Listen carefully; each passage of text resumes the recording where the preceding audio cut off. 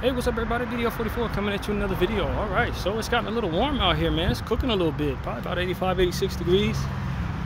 Not much of wind chill, wind breeze rather, so headed back, got everything I wanted to get from Target, and looking forward to the second half of my day, whatever the day brings.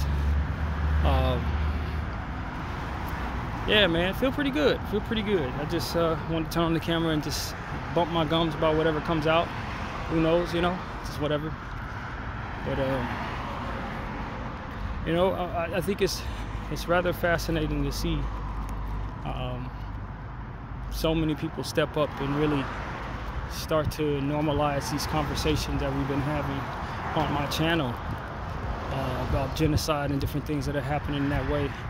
More people are starting to step up and be humanitarians. I think it's a great thing. You know, not necessarily being humanitarians. It is a great thing, but that's not the level that a lot of people are taking. But just trying to get more versed on those type of conversations and trying to express their intentions to make normal those kinds of conversations. And I think that's where the world is headed, man.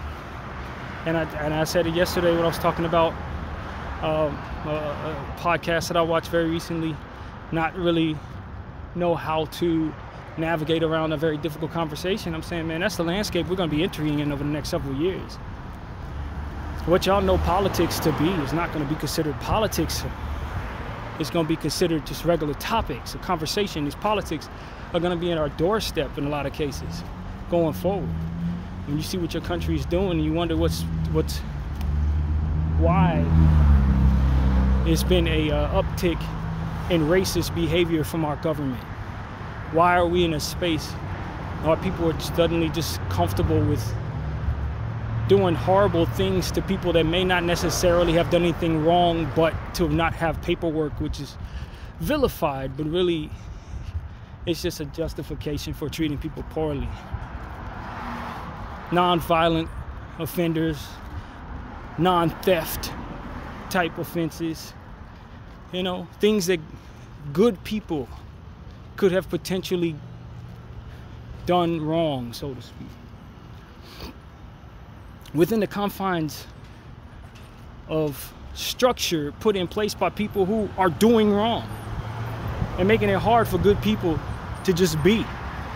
And those are the things that are ultimately in place, that ultimately are being vilified and punished. Is the mistakes within the confines that are created by people who are interested in harming people.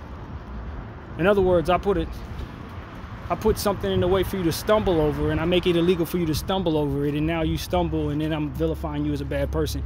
These are the type of things that our government is vilifying, is those type of infractions. You know, what's behind it? Why are we experiencing this?